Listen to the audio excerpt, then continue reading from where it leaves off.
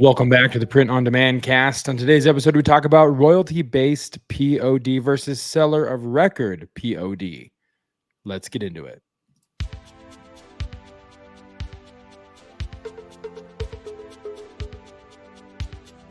Radical! Welcome to this week's episode of the Print on Demand cast. Each week, join the gnarly Travis and Josiah as they provide insight into the print on demand industry and equip you with the totally tubular tools, advice, and strategies you need to achieve success and hopefully have a few laughs along the way. Now on to this week's Totally Tubular show.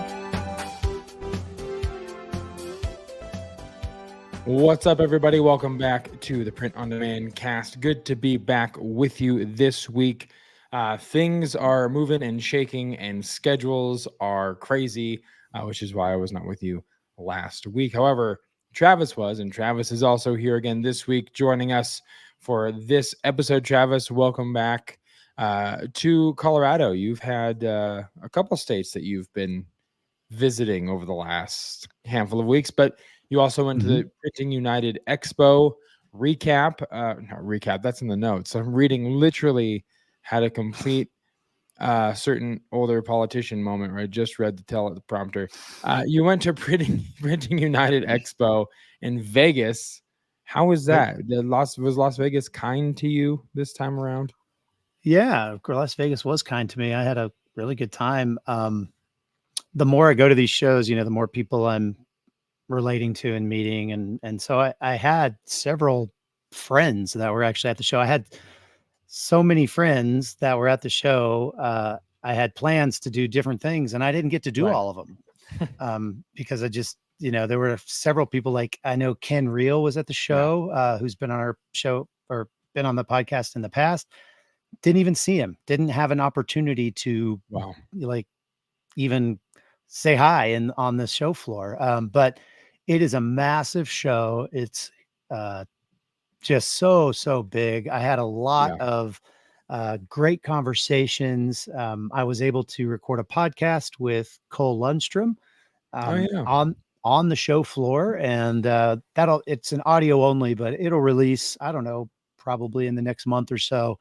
But it's a different feel. A, you're live, but B, you're like right in the middle of all of these people walking around and all of these machines and all of this stuff. And it was very lively as a result, I think, so got to speak on a print on demand panel with two other people and, had a good time connecting with Cassie from The Apparelist, who I've written for their magazine before. The Apparelist is the print, it's the publication arm of Printing United. And so Cassie's, works for The Apparelist, and she's the one who got me on the panel. She kind of moderated the panel, but then, had good conversation with her. I just can't say enough about going to these trade shows. I mean, it's, my goodness, so many cool things. Saw some new, there's a brother has created like a camera thing that goes above their, like a DTG machine. And then you can print on top of like embroidered patches, basically. So you have the embroidery already in it, and some of it's not embroidered and some of it is. And then, and then you put it down, and then the camera sees exactly where it's laying out on the platen. And, even if you have one, stuck here and one stuck here and one stuck here, it lines them all up, and then it prints them perfectly. And then it looks like an embroidered patch, and it's really, really cool. So, I mean, there's always something new. DTF continues to dominate. There's so many people doing direct to film transfers and selling direct to film machines. And it's quite a sight to behold. Next year, it's going to be in Orlando. And if you have an opportunity, if you're in Florida area and you want to, or on the East Coast anywhere really, and want to have a nice, October, I guess, or I guess September, I think is when it is.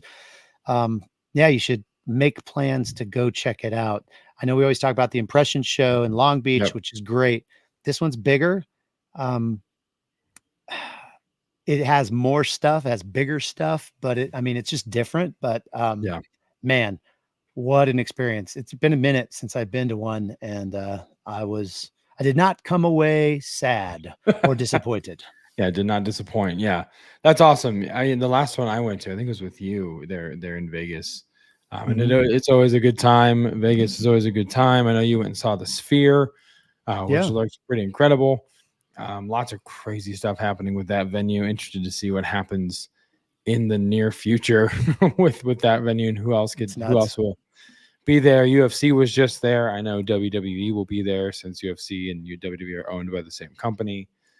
So lots of interesting things will be happening here Yeah. in the future. Another exciting thing that's going to be happening this week, tomorrow, as we're recording this, actually, on the 17th, the POD Foundations Challenge. Now, it's too late to sign up for this one, but there will be another one in the future for sure. Travis, some great response so far for this kind of maiden voyage of something that we've talked about doing or you've talked about doing for a very long time.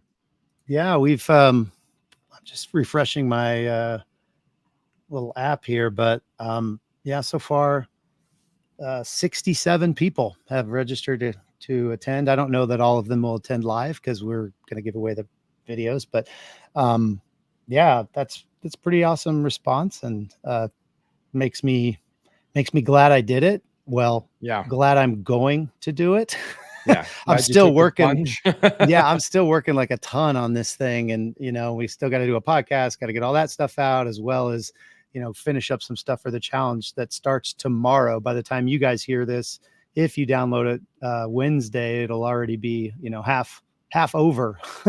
Yeah, But yeah, really looking forward to getting into some of that stuff and helping people kind of get more organized in their print on demand business. that's awesome.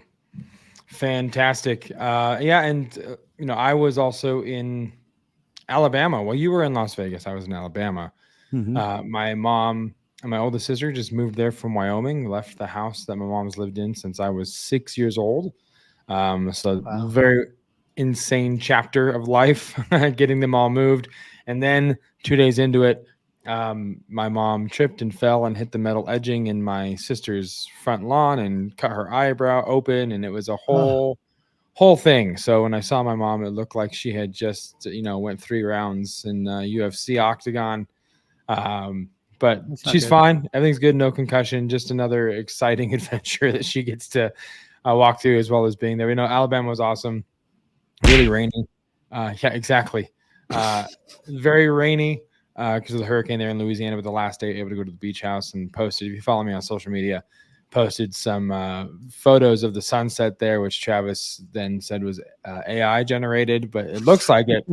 It's just an iPhone and some Lightroom editing. So I'm excited to see what else. I just got the 16. It's on the way. So I'm excited to see what the camera does on the iPhone 16. Should be Oh, fun. wow. That's pretty special. We should Yeah. do a whole show on the iPhone 16 and all the new features that have come out. Wait, never mind. Well, just wait for Apple Intelligence, because then it's going to get crazy once that hits. I'll probably have a lot to say about that. So, but with that being said, we're going to move on to everyone's favorite segment, this week's Weekly Dad Joke. Time for the Weekly Dad Joke. All right, Travis, last night, had some friends over for dinner, and poured some adult beverages and thought, I'd try and mix some Mexican alcohol with 20th century American literature last night, because we were talking about favorite books and movies, what have you. So tried to mix both of them, and at the end of the night, I just ended up with Tequila Mockingbird.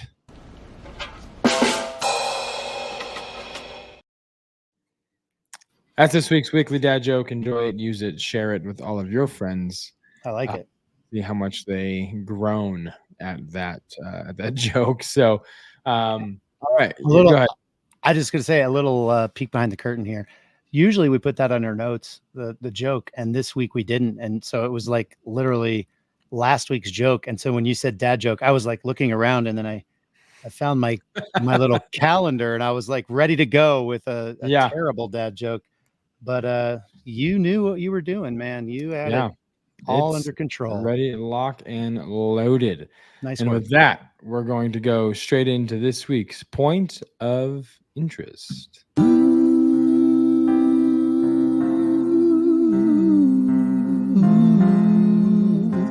Point of interest.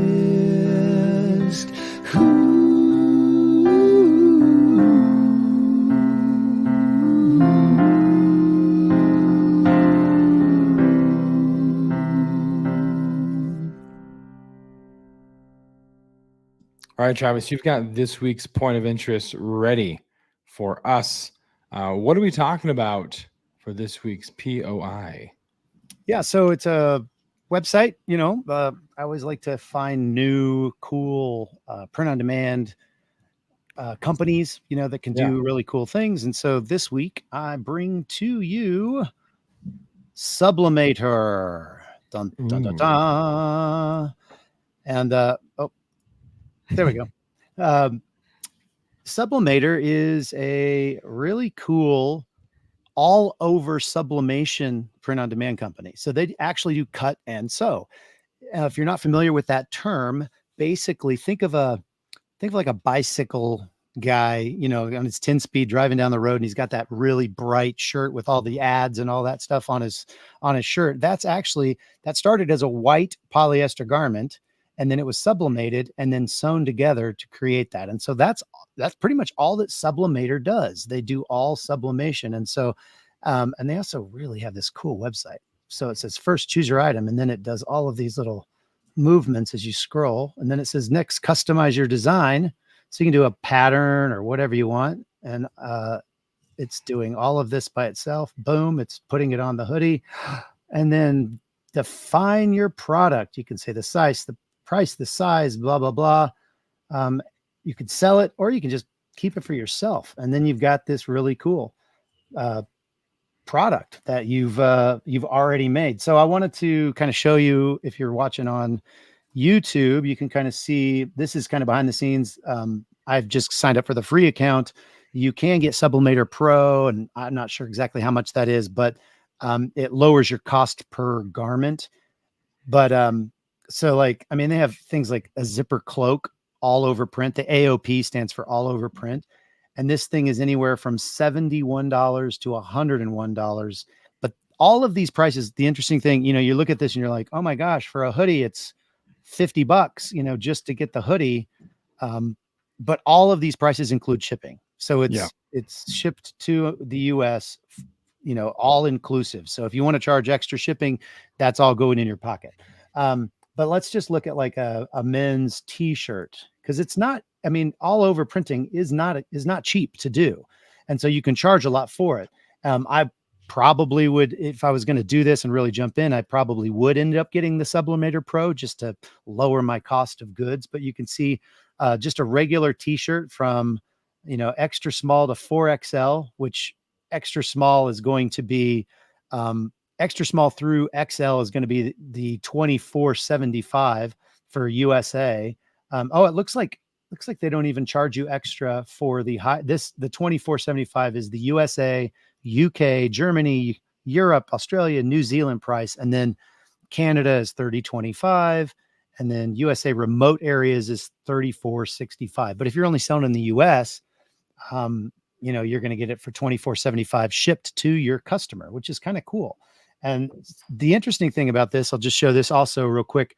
They have all these design templates, and when you download these, you're going to get 3 different templates. You're going to get your front side and your neck rib, which is the neck is going to go around that. Then you're also going to get a back side, and you're going to, maybe your front side has you have a pattern over everything, like that hoodie we were just looking at. You have a pattern over everything, and then a design in the front. But you just have the pattern on the back. And then you're also going to get a left and right sleeve. And again, you can put these patterns, and they have all of this, all of this kind of tutorials and like information on how to make sure some of that, like, it'll match up. So it doesn't just look like, you cut the triangle in half and it's all jagged or whatever on your shoulder where the sleeve and the front and back connect. They have, they explain how to do all of that. So it's really pretty cool. It's a very cool website, obviously really easy to use, have a lot of different products, from hoodies and t-shirts and joggers and shorts, swimwear. Then they've got, even footwear. You can literally get sublimated high tops. What? And sublimated low tops. So if you want some high tops, guys, it's $38.50 shipped to your door, and you can put whatever you want on it. I mean, this might be cool just to like go and design something for yourself, Totally. Yeah. Once again, we've given you a point of interest that is going to waste the rest of your day. Yeah, and maybe whatever excess income you had to spend, because that's pretty cool. Look at those zip hoodies. I know you want Gosh. to put these on your dog. Yeah. There's 2 Shih Tzus in the living room that might look pretty dope in a zip-up hoodie. Oh, they're still selling face masks. Those poor people. Look at that, $99. That's insane. I think that's because they decided they were like, no one's going to buy these. So if you're wearing $100 face mask, we need to. I don't understand. Oh, look, they have a soccer set, so I could literally totally get an Arsenal kit. Yeah, you can make a print-on-demand cast kit for yourself. Oh, that would be really cool. We should do that. The synthwave would look pretty dope. I'm just saying. Mm-hmm. Yeah, so that's Subliminator. Kind of a cool little fun product that's like not kind of the norm. You don't see a lot of that. But if you've got some unique designs, or if you want to just brand a brand, use your brand and do something completely different, you could do an entire tracksuit, with sublimator.com. So nice. Oh, I'm sorry. I keep saying Sublimator. It's actually Subliminator, and we'll have that in the show notes. That's what when I first read it, I was like sublimator.com, but it's Subliminator. That's right. It's very sneaky, very subliminally snuck in there. It's Subliminator. So yeah, it'll be in the show notes. And if you have some fun with it, let us know what you create with Subliminator. Oh my God. Subliminator. Why did they have to do that? That's what I don't know. That makes it so much more difficult. True internet suffered to pressure. Anyway, all right, folks, with that. So yeah, be sure to check that out. And like I said, if you make something cool, let us know. Send a picture of you wearing it or what you designed. We want to know. So we're going to move on to this week's main event, royalty-based POD versus seller of record POD. On a cold, dreary night in September of 2020, Travis Ross and Josiah Cifuentes created the Print on Demand cast. This is the main event. All right, so let's start with kind of definitions here, Travis, for those listening that might be new or could use a refreshing. Royalty-based POD versus seller record. What are those, and what are the differences between the two, so they know what we're comparing as we continue down this list? Sure. You probably know what these are, but maybe you hadn't heard these terms before. We've used them on the show for a while, but if you're a newer listener, the royalty-based print on demand is going to be any print on demand that you're actually going to license your designs to an existing website. So Redbubble, Amazon merch on demand, that's another one. So you're actually licensing your art to that platform. Cafe Press, is another one that, kind of the OG, I guess, of print on demand. They've been doing it forever. And so you would upload your art to different products or whatever. And then when they sold, you would end up getting a royalty. So that's the royalty-based print on demand. The seller of record print on demand is pretty much everything else. So think like Etsy or Shopify, so when the product sells, you actually have to get it created. You either do it yourself or you have a vendor. You have to ship it to the customer. If the customer has an issue, they have to do, you have to take the returns back. You have to do the customer service, all of those things. You are the seller of record. It's not, even though you might be selling it on Etsy, you are the seller of record, and it's your business that is getting the payout from Etsy or, Walmart or Shopify or whoever. And it's coming into your business. It's not a royalty. It's actually revenue for your business, specifically top line revenue. Yeah. Easy. Yeah. That's what So some examples here. Like you said, you already mentioned Amazon, Merchant on Demand, Redbubble, royalty based. A lot of the other big ones we talk about are seller record, Etsy, Amazon, Walmart, Shopify, eBay, WordPress. But we're looking at revenue, profits, and margins. There's a disparity. You can earn more in one, but it's kind of like ease of use, right? So you'll get paid less if you want the royalty based because you don't have to do as much. Amazon Merch on Demand, for example, they're going to handle a lot of the customer service requests or issues that you have. They're just selling your art, so you're going to make a smaller margin. Whereas seller record, like Travis just talked about, you're responsible for a lot more, but you can make more as well. You can control those profits a little bit easier in setting those prices of what you want to charge people for your item. Right. And the other thing is that I was going to say you can't really control how much they're charging you. But right. I guess that's true in seller of record as well. But I just, the reason I said that is because I got on, back in the day, it was called Merch by Amazon. Yep. And I got on in like 2016 or 2015. I mean, it was like right when it opened up or pretty soon after it opened up. And t-shirts were really cheap. I can't remember exactly what they were, but they were really cheap. And you could make a decent amount, with a $14 shirt, a 13, you make a few bucks or whatever. Yeah. If you wanted to sell them for $19.99 or whatever, you'd make like, $8 or $9. Right. And so, but since then they've just incrementally raised the price of how much they're taking or how much they're keeping. And, or you could look at it, since it's royalty based, they've lowered the royalty that they're going to pay you if you sell for $19.99, and so, I mean, technically you could make just as much, you just might have to charge a little more. And technically you could spend just as much on those products on a seller of record if you wanted to go with a more expensive supplier, so, I mean, it does kind of, come out in the wash a little bit, but you do have a little bit more flexibility, of who you're going to use, to where that can affect your margin, because you can potentially find, you can get a deal potentially with the supplier, or you can switch suppliers if they raise their prices and you find a better one, or better price. So, you have more flexibility, I would say, as for your profit margins. Yeah. Another thing you have some flexibility on is kind of control and customization. So let's talk about that a little bit. You have more control over the product. We just talked about using a more expensive vendor, different brands. Especially if you're wanting to a more kind of a branded store. Everything has a certain feel, type. Right. You control the pricing and the customer experience really in your seller of record store. So it's customer experience. Yes, customer service, of course, is a part of that, but also, you get to sell or kind of add some personal touches to that experience for them if you choose to. Maybe not so much on a royalty based, because there's some customization options, but Travis, dig a little bit deeper into that in terms of what the difference is in terms of control and customization for those two platforms. Sure. For a brand, this is huge.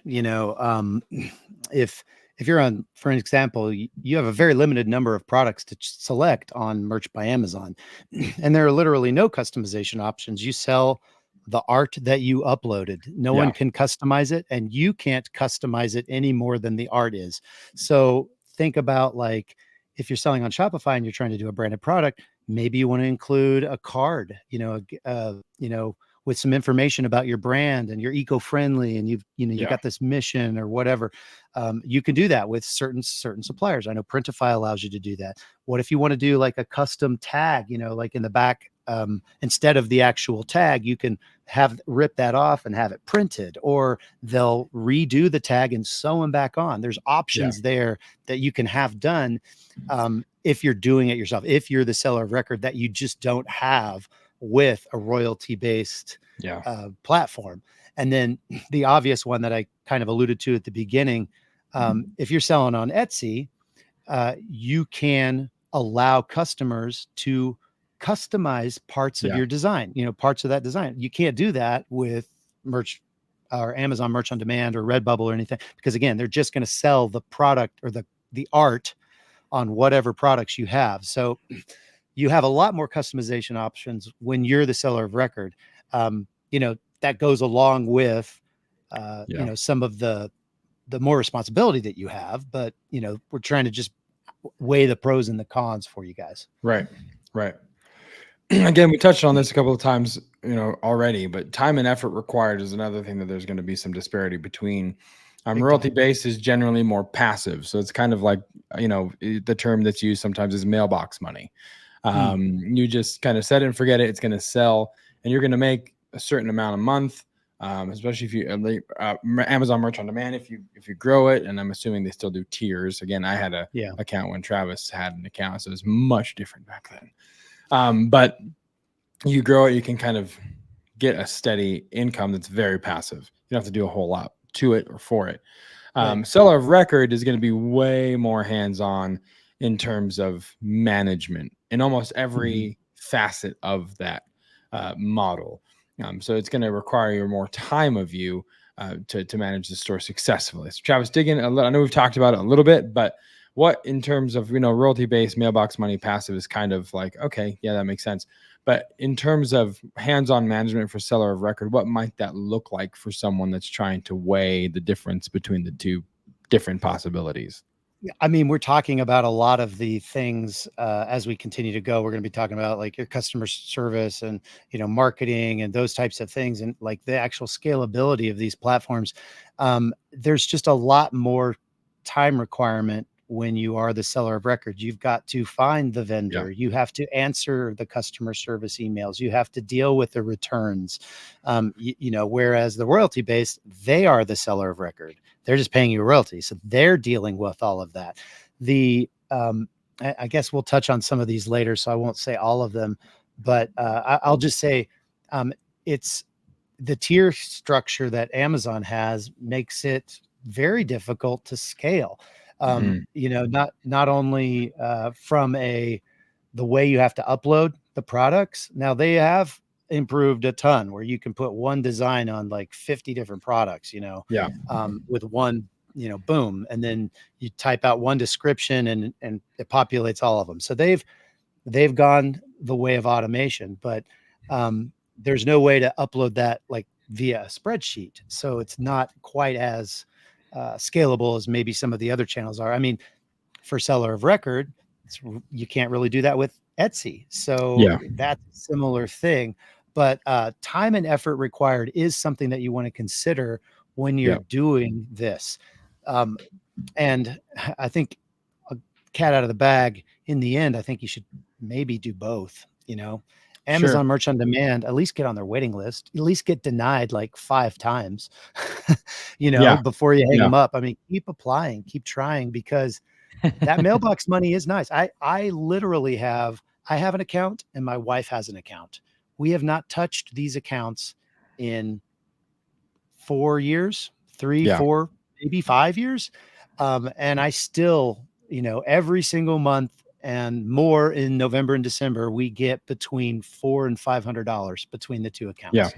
Yeah. That doesn't suck, No, not at all. And we put a lot of work into it at first because we were uploading a lot of products and it wasn't as automated as it is today. Yeah. But still, to have that still trickling in like that, had we really, really focused on it and jumped, and kept going with it. I know people that are making $25,000 and more per month doing nothing but Amazon Merch on Demand. Just they insane. don't care. Yeah, they don't care about seller of record. They'll take their royalties and their mailbox money and they'll go to the Caribbean. Yeah, exactly. Yep. So you mentioned it too, in terms of hands-on management, customer service responsibilities. Interaction is going to be different. Travis just touched on it, where if you're the seller of record, you have to respond to all of those things. Not only do you have to respond to their complaints, you need to know what your vendor's process is as well. We've talked about this before on the show, where if someone comes to you and says, "Hey, dude, where's my shirt?" or "Hey, there's a misprint here," the correct answer is not, "Well, I mean, Printful is my supplier and they're the ones that messed up on the order," or the customer's not going to care. Right. You are it. I've told the story a lot of when I worked for Verizon. I didn't work for Verizon corporate. I worked for basically a franchise or an authorized retailer, and there are certain things we couldn't do. But to the public, they don't understand that, and they do not care. And we got the brunt end of all of their frustrations with Verizon. And no matter how many times we explain the difference, they don't care. You're the one that they're working with. You're the one in front of them. So likewise, in this instance, if you're the seller of record, they're not going to care where you get the shirt created. They only know you. They've interacted with you. They gave their money to you. So you then have to have the answers should something go wrong. So you're going to have to do your due diligence and really know the process. Whereas royalty based, they're the ones that are producing it. They're the ones that are finding all those solutions, and so they will handle those interactions. And so that's the difference. You just have to be prepared for that. Don't just think that you can. In terms of customer service, it's not just about answering questions. It's about knowing the process that you're getting into. And again, that goes to other episodes where we talk about finding the right vendor for you and shopping and really courting the right vendor. So you can go back to listen to those as well. Travis, anything else on customer service responsibilities and kind of the difference between the two? Yeah, I mean, the one obviously, if you have to have conversations with customers, then you're probably going to spend time creating templates, different, responses and templates to the different questions that you get quite often when you start selling more and more. Whereas obviously in royalty based, you just don't have to do that because they're selling it. So they have to do that, so that's off of your plate. So consider the customer service responsibilities when you're deciding or, as you're thinking through if one is more right for you than the other. Right. The next thing you want to talk about is marketing and promotion. So Travis, dig in a little bit here and compare kind of the efforts needed, because there's this platform specific promotion, kind of grassroots independent marketing, and there's a difference between the two. So dig into that a little bit as well. Yeah, I mean, most of the channels that we talked about, both royalty based and seller of record based, a lot of them have like a platform specific promotion. So like in Amazon or Amazon Merch on Demand, you are allowed to do promoted listings. At least I believe you are. And it may be at a certain tier you get access to that. I don't know. I've never done them because I did them before they were allowed. And when it came online, I was like, I don't even care. I'm making my, money every month. I'm just, I'm not going to spend more money. I don't want to deal with it. So I never really jumped into that, but I believe you can promote your listings. It's very similar to the Amazon Seller Central side where you actually are the seller of record. You're still selling on Amazon, but not through the merch program. You can promote those listings. You can create listings. Etsy has Etsy ads that you can pay to get better placement. And Walmart has the same type of thing. That's a seller of record program. So they all a lot of them have the, that platform specific promotional advertising baked into the platforms. Right. Until you get to like a Spotify, a Shopify, or like a WordPress with WooCommerce or something baked in, you are responsible for the traffic. So when we say independent marketing, we're talking about social media marketing. We're talking about Google ads, trying to get, we're talking about Facebook ads, all of those things that would potentially drive a customer to your website. And without a channel kind of bringing those people that just already know that channel as a place they want to shop, you're responsible for all the traffic. And so that is kind of a benefit of the royalty base specifically, because again, while you don't have to do much of anything, you're getting all of these eyeballs. And that may be, to your point earlier, why sometimes they give you less on the royalty, because they got to pay for all of their advertising, because they are doing commercials and all of that other stuff to get people in to the store. Same with Redbubble, same with what did I say earlier? Cafe Press. They are doing their own promotion, and then to get to the products that they think are going to sell, and then they pay you a royalty. And Yeah. sometimes, unfortunately, sometimes you can't control that, and they may never advertise your thing. Yeah. And you just can't do anything about that. So there is some benefit to being able to control that, although it's going to cost you money, but you Yeah. are the one that's going to choose which product to put in front of people. But you're going to have to pay for it. Yeah. Yeah, absolutely. And it's one of those things like we've talked about, like order of I guess operations, for lack of a better term. But you said earlier, start with both. When it's like, what are you going to do? A passive or a royalty or a seller record? And you can do both. I think our recommendation would be, and what we've said in past episodes, is maybe start with something that has the platform specific promotion for you to advertise on that platform to get traffic to your listing. Because I've shared this story before, but my father-in-law wanted to start another random novelty t-shirt store.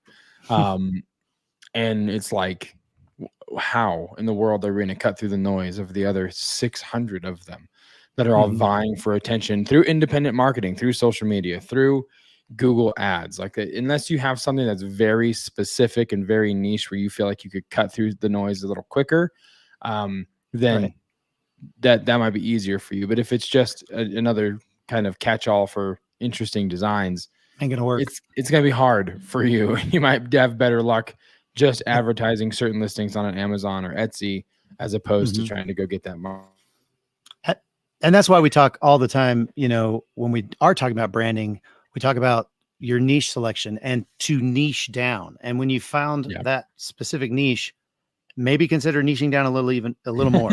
Yes. Because what that does is that it may, while it may reduce your total pool of potential customers, that means that the advertising dollars that you spend will go farther, because it doesn't cost as much to reach those people because there's fewer of them. And so there's not as much competition, which drives the price up. So that's another reason you would niche down if you wanted to go the branding route. But yeah, that's multiple episodes worth of stuff we could talk about right there. Yeah, absolutely. Next up, let's talk about scalability. Travis, talk a little bit about how each platform handles the increase in demand differently. And if is there one where scalability is easier than the other? What does that look like between those two models? Yeah. I am not on Redbubble, and I'm not on many platforms aside from, the ones we always talk about. I'm not on very many royalty-based platforms, I guess is what I'm trying to say. And so I just remember, and it might've been Redbubble, I don't remember, but recently there was this huge outcry from one of the royalty-based platforms. It could have been Spring or Teespring or whatever, but they were talking about how I can't find my products. My products aren't indexing in Google, and they're not there, and they're not showing them. And it turned out that they basically had limited resources, and so they basically stopped showing the not as good ones. They wanted to promote the ones that were selling more, and so that's kind of a danger. If you're not really selling well, or if your store's not doing that good, they could kind of put you in the back room, so to speak, unless you give them money. And so this particular or one of them announced that they were going to start doing tiers and paid tiers. And so if you sold so much, you had to pay this much to be on their site. If you didn't sell that much, you had to pay this much, which was way more. And so you could get seen, but now you got to pay every month. So there's things like that come into play here. But as far as like just straight up, so that's how they handle their growth. They got so big, especially during 2020, everybody started finding these places. And so they got so big and they had so many products, and they're like, we can't possibly display all of this when, only it's the 80-20 principle. 20% of those listings were making 80% of the revenue. And it's probably closer to 90-10, for them. So they had to figure out how to handle that increased number of products, so that's kind of something that you need to be aware of when you're going into these different, very, very saturated spaces. I mean, think about it. you get mailbox money versus having to deal with customers and having to find a vendor and having to do, which has the higher barrier to entry. Yeah. Well, royalty based is going to be pretty dang easy. And so, I mean, Yep. comparatively speaking, and if you can get a system to like upload and stuff, well, I think a lot of people are going to be trying to do that. So those are the websites that are going to get saturated first. Yep. Then you moved into the seller of record part. Then you move into the brands, you know? Yeah. And so, Yeah. as far as the other thing I want to say about scalability, is that most of the royalty-based, and I mentioned this earlier, most of the royalty-based platforms don't have the ability to upload with like a spreadsheet. So Yeah. it's really hard to do it in bulk. You got to do one by one by one by one, and it, you know, gets very monotonous. You know, and some of you guys know exactly what I'm talking about because you're doing it. You know, you're doing it on Yeah. Etsy. You're doing it Yep. with a seller record platform. Yep. And that's even harder because now you got to do the mock-ups too. You know, at least on Mhm. Amazon, you just upload Yeah. your product They do it for you. and it just bloop, it's Yeah. all done for you. You know, same with Redbubble. You know, so you just select the products you want it to be on, and it kind of creates them. Yeah. But you don't have as much creativity, you know, you don't have as much, you can't stand out as much. It has to be your design that's really the, you know, the home run, which it should be anyway, but you get the Right. idea. Yeah. The issue is that those have to be done one at a time. Whereas like the Walmarts and the Amazons and the Shopify's, you can do spreadsheets. So you can really put a lot of products up there really, really fast. Your bottleneck is probably going to end up being your mock-ups. Right. So, but if you can get a system for that, which we're going to be talking about in the Print on Demand Foundation's challenge, if you can get something for that, then I really do feel like you can scale much quicker on the seller of record platforms than you can on the royalty-based platforms. Fantastic. Last one on the list, everyone's favorite. Legal and tax considerations. Yeah, I feel like our numbers, we're going to look back and at 42 minutes and 15 seconds. It's just a sharp drop off. But no, listen, it's important. Here's the difference. So there's licensing agreements when it comes to royalty base. So it's a 1099K that you basically get at the end of the year for the money that you've earned on that platform, and you have to go and report that income. They're not going to take the taxes out. 1099 is kind of a independent contractor agreement, whereas seller responsibility and liabilities and seller record for print on demand, you keep your own books, so you have to do all of it. Which, can I recommend a CPA? Because that's the part that makes me so thankful that I have a CPA, because it's just a lot more work in making sure that everything is reconciling correctly for you and your business. And again, the question we often ask at the end of the day is like, are you making money? And you need to know that. And keeping your books is the way that you're going to know what actually is happening in the inner workings of your company. Yeah, I think yeah, for the tax part of it is, you know, getting the 1099K at the end of the year, you know, and then every month you get a payout, or every 2 weeks, or however they do that. I think it's every month with Amazon. I'm not sure what it is, Redbubble, but every single month has a documentation on how many things you sold, how many things were returned, and here's your base royalty. Versus if you're doing it yourself, you got to know how many things were returned, how many things you sold, you know, if you're doing it yourself, you got to keep track of your inventory. You know, there's just a lot more to it on the tax consideration side, you know, because at the end of the year, you know, if you're just doing royalty based, you're just going to get this 1099K, and you're going to, you know, send that along with your W-2s. yeah, your W-2s if you have a regular job. But, you know, you're saying that, and then like a record, you know, the breakdown of everything. And those are your books, really. If you're just doing that, you can get away with that, and it can just be under your own name if you want. You know, you don't really have to have a company if you don't want to.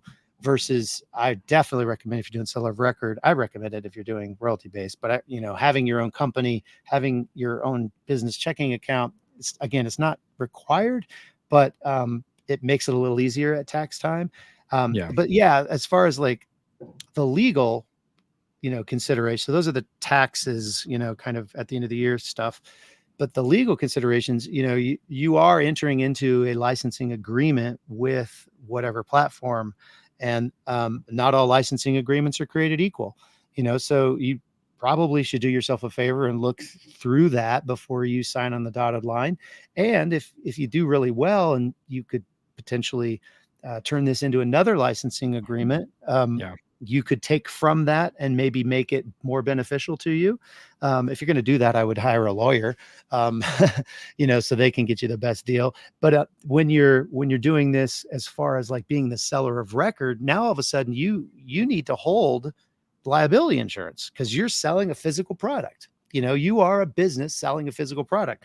So now I don't think you have to do that until you hit, like, per the platforms, until you hit a certain mark. Like Etsy has a certain mark that you have, once you've sold this much, you have to carry liability insurance. Same with Amazon, same with Walmart, all those guys. And so once you hit those things, now you have to carry insurance, for this stuff. You are liable because you are the seller of record. It's not Walmart or Amazon or Etsy. It's actually you. So those are some things to consider when you're thinking about the differences between these two ways of selling. So there you have it. Tax advice. Just kidding. Don't quote us. We're not CPAs. Don't do it. We are not. Yes. Josiah. You devil. Yeah, I know. So, so basically, there's going to be pros and cons to everything, but really it's kind of like, to Travis's point, if you can do both, you can be successful at that. You can have, a royalty-based platform that you're selling on and seller record, because we talk about maximizing your assets all the time. So you might as well, if you're able to apply to Amazon Merch on Demand and get that approval, then that makes sense. But there's going to be, it's kind of just what you're wanting to achieve here. If you want something that's going to be brand specific, you're going to be able to scale and control, a lot of the quality and the customer experience, and you're wanting to really develop something and curate carefully, a storefront, then seller of record is probably going to be the way you want to go. If you're someone that's just like, hey, I just want mailbox money, if I can make an extra $200, $300, $400 off of this thing, that's awesome. I've got another thing going on over here. So if that's what you're looking for, then seller or royalty base is going to be kind of your lane. But it just kind of depends on what you're looking for. Travis, anything else? I'm kind of just summarizing pros and cons of everything that we've kind of gone over already. Yeah, I think, just like we said, it's going to take more time, at the end of the day, to do seller of record than it is to do royalty based, but they're both going to take time. There is no such thing as passive income. All income, all money is derived from work, period. So unless like grandma dies or something and leaves you a big chunk of change, or you hit the lottery, you're gonna work for this. So just know that you're probably going to put a little more into it with the seller of record side of things. But let me just caveat that and say the upside is higher with that way of going. I believe too, you can scale this thing to $1 million, which would be really hard to do that, with royalty based, because again, you just don't have the control that you have with seller of record based. Yeah. So you have it, folks. The quick rundown, pros, cons of seller of record or royalty-based platforms. Let us know your thoughts, what you have in mind for yourself. If you're doing both, is it working? If you're doing one and you decide to do that over the other one, let us know. We always like to interact with you guys as well. You can do that on social media, Facebook, Instagram. We are there for you. Also, if you want to keep in the know of everything that is happening here on the Print on Demand cast and be in the loop completely, printondemandcast.com/VIP is where you can go to sign up for the email once a week, one extra dad joke as well that will come out. We'll have stuff that sometimes is talked about on the show, maybe something we didn't talk about on the show, but we feel is important. So if you want to know all things Print on Demand cast, go to printondemandcast.com/VIP. And in exchange, you will get a design calendar, which is important because, I don't know, I feel like something is coming up important next month. October starts. Oh, yeah. Q4, that thing. So you're going to want to get on top of that as well and get things rolling. And this design calendar not only helps you chart and plan for things like Thanksgiving and Christmas, but all of the major holidays that are happening here in the United States that you can be sure to capitalize on with your designs in your stores. Travis, anything else that you want to mention before we wrap it up? I don't think so. Let's take it home. Nice. Well, thank you guys so much for joining us. We'll see you next time. For Travis, I'm Josiah, and we'll see you right here on the Print on Demand cast. See ya. Hey, babe. Thanks for listening to this week's episode of the Print on Demand cast. We hope you enjoyed the Totally Tubular show. If you've got a question or a suggestion for the show, send Travis and Josiah an email at info@printondemandcast.com. Want to be wicked nice? Take a minute to rate and review the show on iTunes or wherever you get your podcasts. And don't forget to subscribe now so you don't miss next week's episode. See you next time, for sure.